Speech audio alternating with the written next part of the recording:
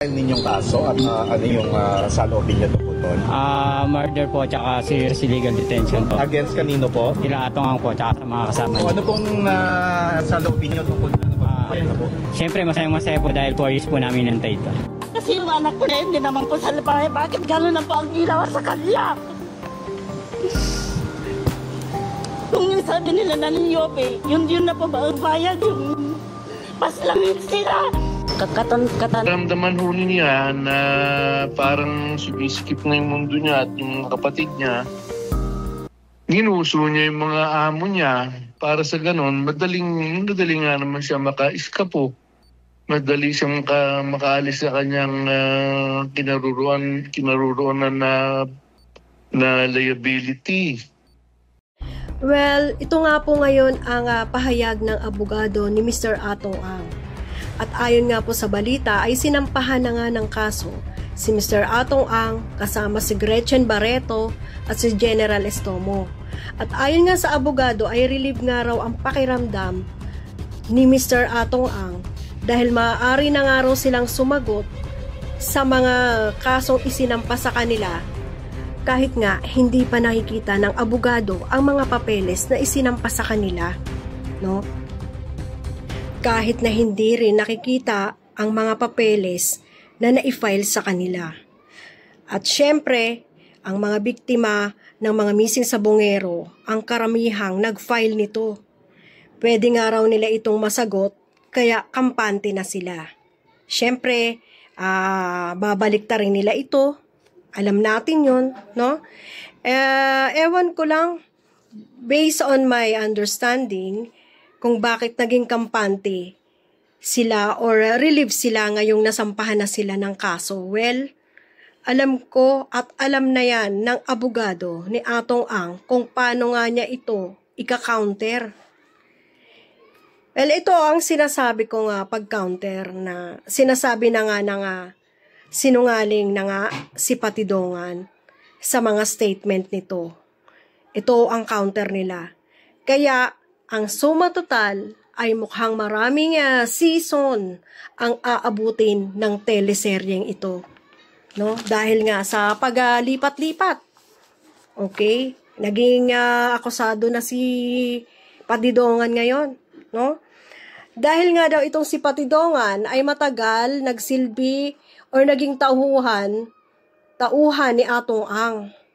Nagsimula bilang security guard, magaling magtrabaho, magaling ang PR, or in other words, magaling nga daw ito magsipsip sa amo. At napapabilib talaga ang kanyang mga amo sa galing magsalita. At halos si Patidongan na nga ang namahala ng mataas dahil mapagkakatiwalaan daw talaga ito. Dahil magaling din daw magpakitang gilas. In fact, 16 years nga po halos namasukan kay Atong Ang si Patidongan. At ayon pa sa abogado ni Atong Ang, ay maabilidad nga daw itong si Patidongan na kaya nga daw nitong paikutin ang kanyang amo. At tinatakot rin daw nito ang kanyang mga tauhan, no? Na kailangan nga na siya raw ay itratong amo, siya na raw ang itratong amo or ituring na amo or boss nila. At ito nga daw ay hindi alam ni Mr. Atong Ang, no? Dahil nga sa dami ng negosyong inaasikaso ni Mr. Ang.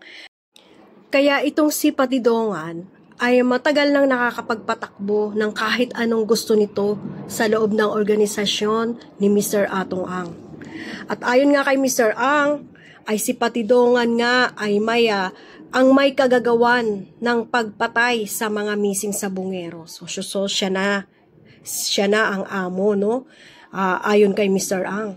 O di ba ang gulo-gulo na? Pasahan ng mga akusasyon. Hindi mo na alam kung sino ang paniniwalaan natin. Pero syempre, matalino naman tayong mga Pilipino, lalo na ang mga hukuman.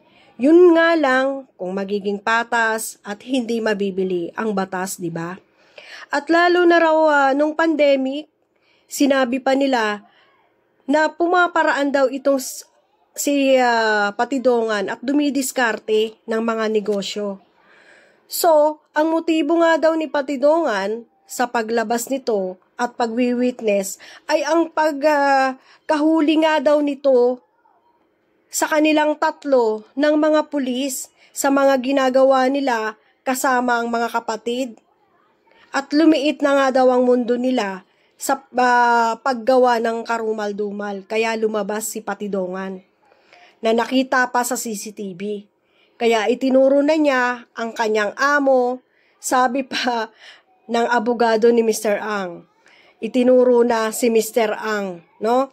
So, kayo na lang po ang mag-analyze niyan, okay? At ayon po sa abogado ay nakakaawa ang mga kamag-anak or ng sabungero dahil sila nga daw ay ginagamit na ni Patidongan para makapagtago ito sa krimen na ginawa. Wow! Bongga, diba? Kawawang Patidongan. Siya na ngayon ang mastermind, no? Si Atong Ang na ang utusan siguro. Samantalang nakita natin, ayon doon sa mga nakatakas, dati, diba, nung 2 years ago, or 4 years ago pala, ay ayon doon sa mga nakatakas ay itinuturo nga si Mr. Atong Ang. At itong ang kasong ito ay no bail, no? Yung mga isinampa ngayon kay Atong Ang. Dahil sa sangkatutak ang mga napatay. Dito nga ang mga kasong kinabibilangan ay multiple murder, serious illegal detention, forced disappearance, direct bribery, at obstruction of justice. No? So, no bail po ito. At kung matatandaan natin, ay iniwan nga ng unang abogado itong si Mr. Atong Ang, di ba? At itong bagong abogado ay wala pang masyadong alam kung ano nga ang kwento ng missing sabungero. No? So, ito ang kanyang ini-insert na kwento, no? So, eto ngayon ang ginagawa niyang kwento sa natapos na interview pa lang sa kanya dito sa DZMM, no? Kay Alvin Ichico. So, all in all, hindi daw dapat talaga paniwalaan itong si Patidongan. At umasa po tayong matagal-tagal pa itong serye na ito, no?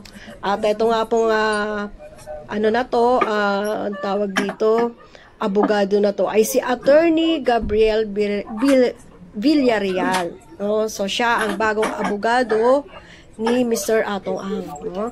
So salamat po sa panonood at kayo na lang po ang mag-analyze niyan dahil ang missing sabungero po na ito ay matagal-tagal na rin, no? 4 years ago at ngayon lang talaga ito tinututukan. Ngayon lang nagiging seryoso ang kasong ito, ang pagdinig sa kasong ito at ayon nga kay Remulla, no, Secretary Remulla ay natural sa natural.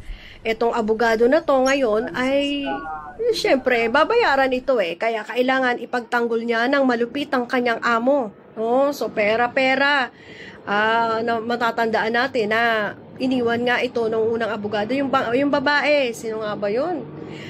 Iniwan nga si ang tawag dito si Mr. Atong Ang at ngayon nga eto talagang consistent din ang abogado na talagang ang kanyang amo ay walang kasalanan. So makikita naman natin yan sa hearing or sa mga huwes, sa mga judge kung ano nga ba ang nakikita nila sa